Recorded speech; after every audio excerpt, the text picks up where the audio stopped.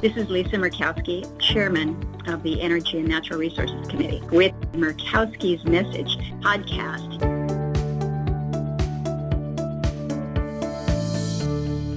Hello to everyone, and welcome to this episode of Murkowski's Message. I think this is our fifth.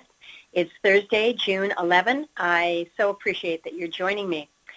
We have been going through some very difficult times in these past few months. So it is always good when we can come together to talk about some of the good things that are happening. And we have some good news coming out of Fairbanks, Alaska, and Golden, Colorado.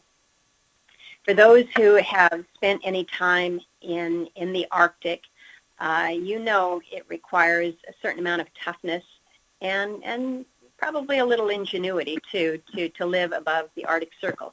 It's cold, we all know that. It's dark, the winds are strong. The winters can be really long.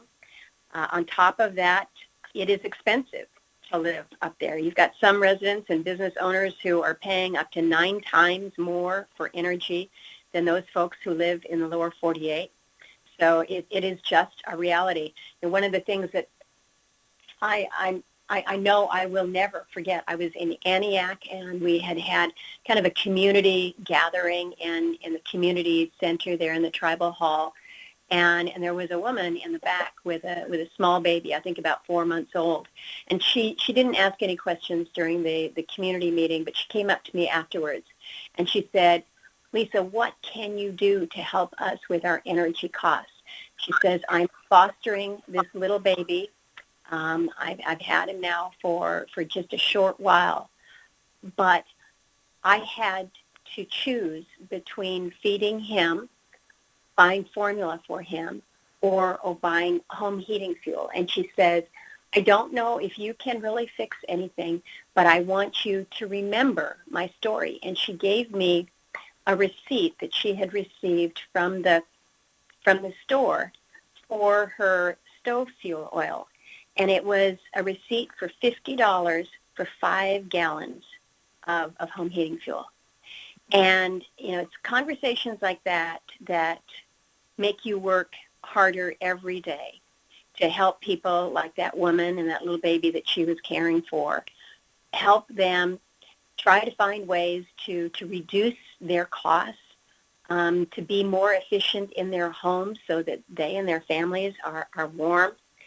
This is just our reality. You know, so many Alaskans still rely on old wood stoves for heating their homes.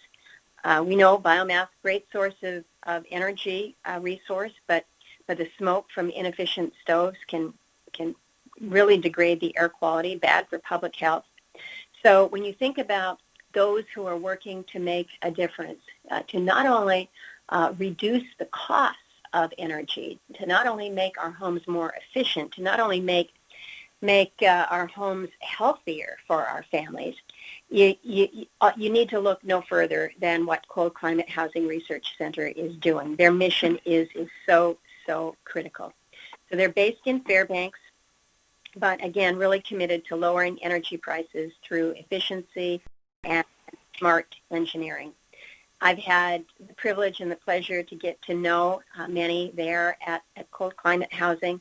Fantastic team of researchers and individuals who have developed technologies and products for more sustainable and durable housing for those in the circumpolar region. And I think we recognize it's not just for those in cold climates. It's how we can take these innovations and put them in other regions of the world where they're equally challenged by weather and environmental issues. So today I'm just really pleased to be able to introduce to listeners 3 individuals who I have come to know and have such deep respect for. The CEO of the Cold Climate Housing Research Center, Mr. Jack Hebert, and then the president of CCHRC is Bruno. We also have Dr. Martin Keller, who is the director of the Department of Energy's National Renewable Energy Lab. And earlier this week, the center and the lab announced an exciting new partnership, and that's what we're going to have an opportunity to speak to today. So my gratitude to the three of you for joining me on this podcast today, but even more for the exceptional and the extraordinary work that each of you do. So welcome to each of you. Let's start, Jack, with you as one of the founders of Cold Climate Housing Research. For those who are not familiar with your extraordinary organization, can you just give us a quick history, background of Cold Climate Housing Research Center, your mission, and basically how you got where you got? Well, thank you, and I'm delighted to share that history, but you certainly understand, Lisa, the challenges that the people of Alaska have always faced in having adequate shelter, healthy homes that aren't a burden on the community and on the families. But our roots at the research center really come from folks with tool belts. I've been a builder in Alaska for 47 years now, so a long time. And in the 90s, members of the Alaska State Home Building Association, in a sense, out of frustration that we were burdened with the failures of building science from outside the state, and trying to make a home that works well for our people was really something that wasn't being done in Alaska. We were borrowing the research that had been done elsewhere, primarily Canada, which was appropriate, but not a real basic grassroots effort from folks that actually build the homes here, working with the people that live here to create shelter that is healthy, portable, and sustainable for our people. So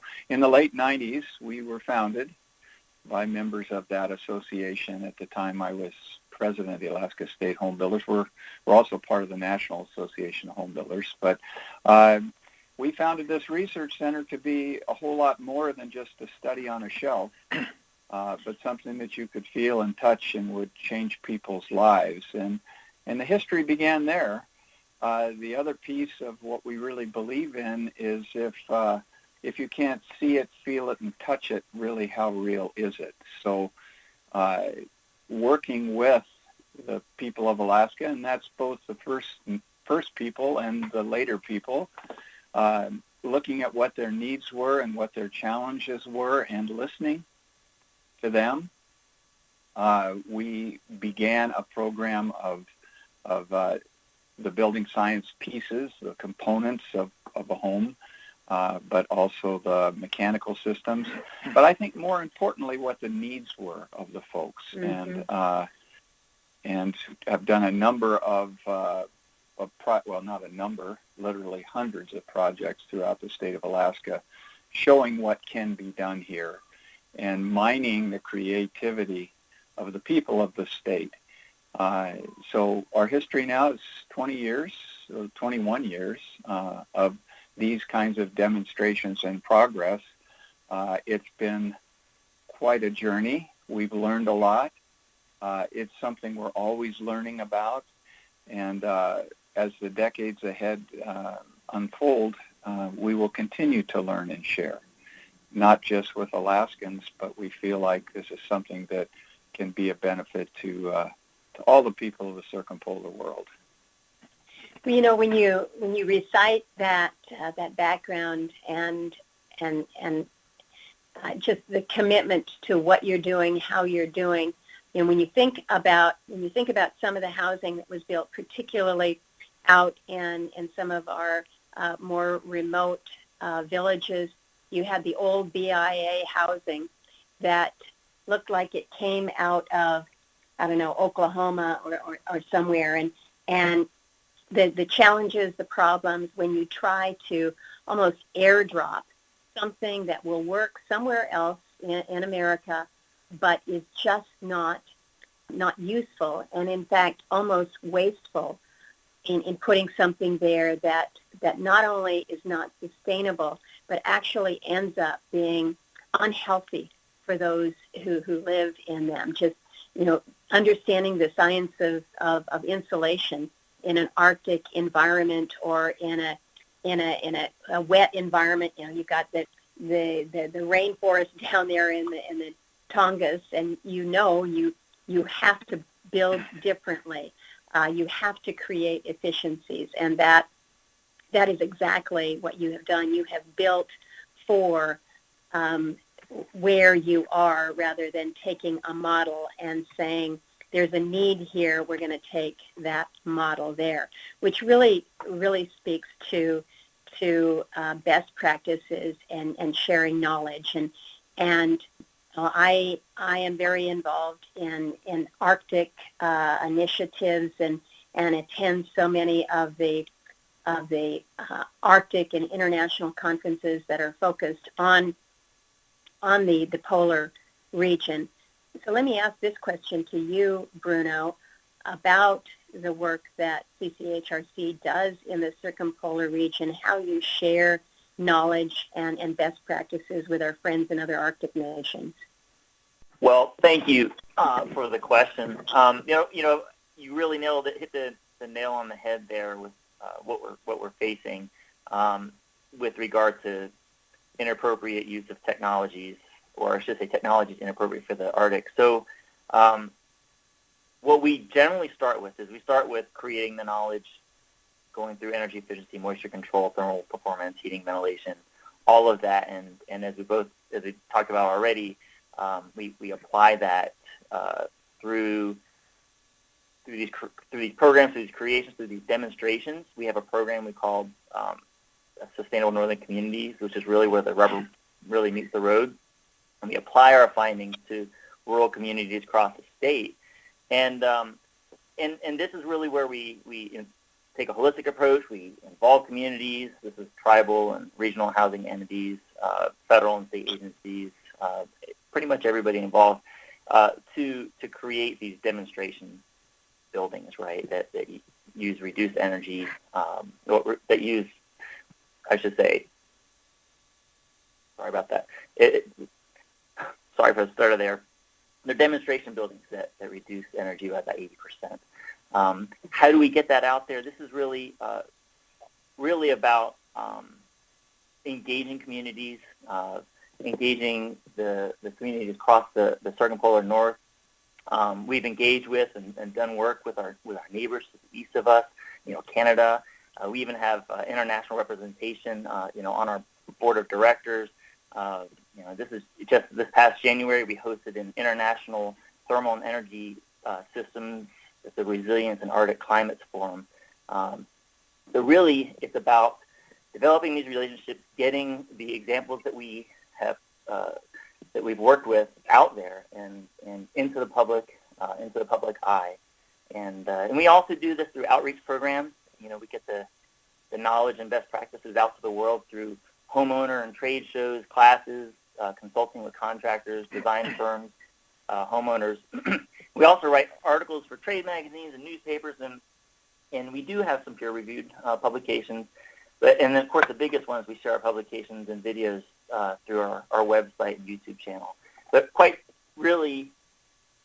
frankly, I think that through this partnership with NREL, we'll really be able to dramatically expand our reach, both domestically and internationally. Well, let's bring Dr. Keller into the conversation here, because as you say, the mission, the reach of CCHRC, I foul those up, CCHRC, it really has grown, and we're seeing that now extend into the lower 48 with this new federal partnership. So Dr. Keller, you're with the National Renewable Energy Lab there in Golden. How, in your view, does Cold Climate Housing Research Center's work fit into the lab's federal research efforts? So, thank you for the opportunity to be on the radio today with you. Look, when you look back at the history of NREL, so now we're over 40 years old, we started out where nobody was thinking about renewable energy efficiency. We were seen as one of the pioneers, one of the early starters to see how could you develop a next generation of energy technologies, also with this goal to create a better planet for the future. And now I think, as you all know, we came a long way. So we have very efficient solar panels. Electricity costs for solar and wind is plummeting. It's become one of the cheapest way of energy. And then there's all the energy efficiencies, which we also then, and you described this very well, it's both together. Like we just have a house with solar panels, but it's not the right path forward. So then the question is for us, how do you further then bring this technology into the marketplace? How do you bring technology to the people? We at NREL, we love science. Science is wonderful, but science just for science sake is not good enough. If you really want to create a better planet, you have to bring the technology, the science to the people. And what not other place than doing this in Alaska? So why are we so excited to do this in Alaska? And you all described this very well. Alaska is full of pioneers, of people who struggle to make a living, to survive in this very harsh environment. And by definition, folks in this harsh environment are primed to really be creative and be innovative and adapt new technologies. So when we had the opportunity to visit, when we visited up there in Alaska, Senator, also with you, and we saw what the Cold Climate Housing Research Center have done, we felt that this is the best synergy for us. Jack said this, you have the boot on the ground, we have some of the technologies.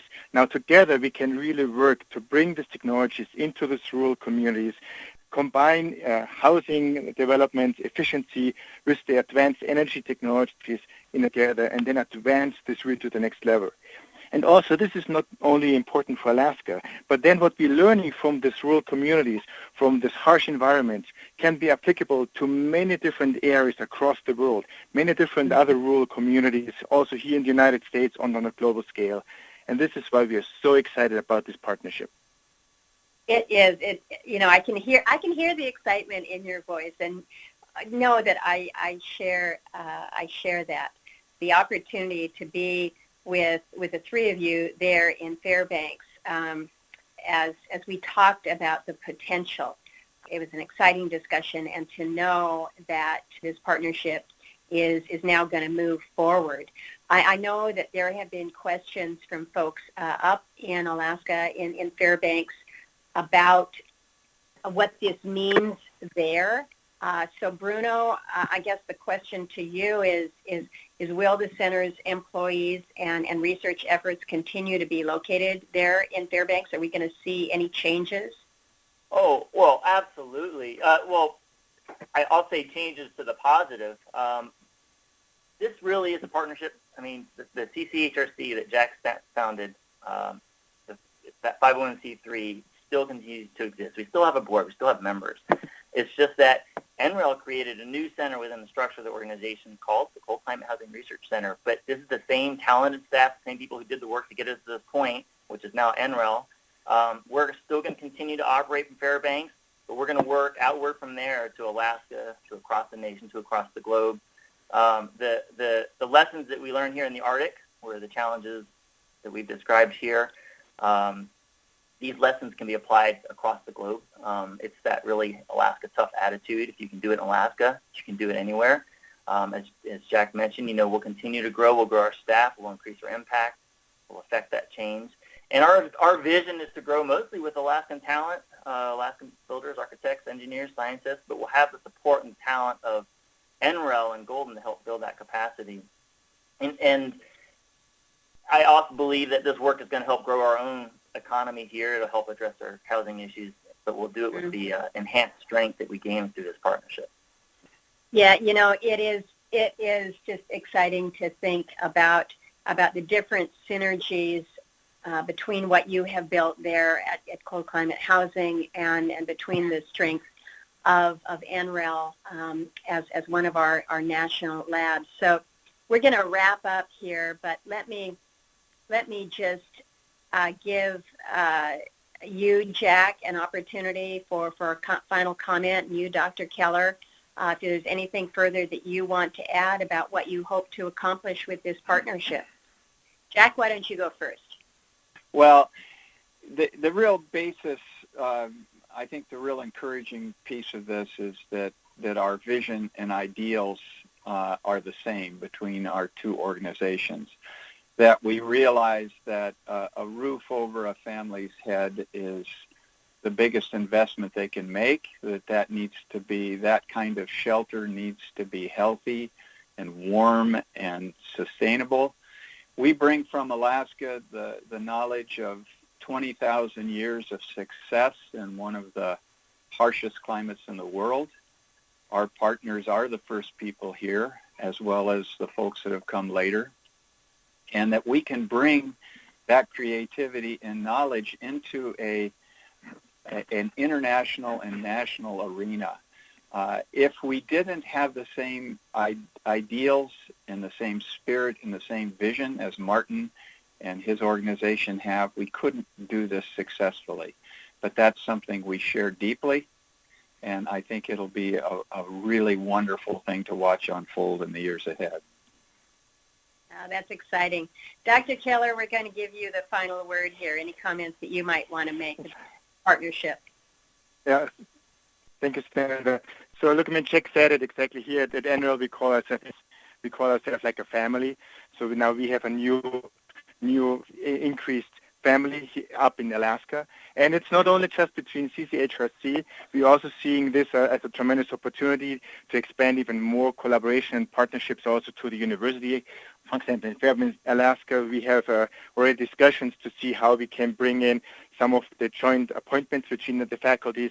So we're seeing this really as a tremendous opportunity to bring scientists and experience from Alaska to the communities within Alaska and expand from there out, not only to the rural communities, but what we're learning, what we have done also will be applicable for our military bases, for some of the front oil and gas industries, and all this together is the tremendous opportunity, and we're very excited. And thank you, Senator, for all your support to bring this partnership to fruition.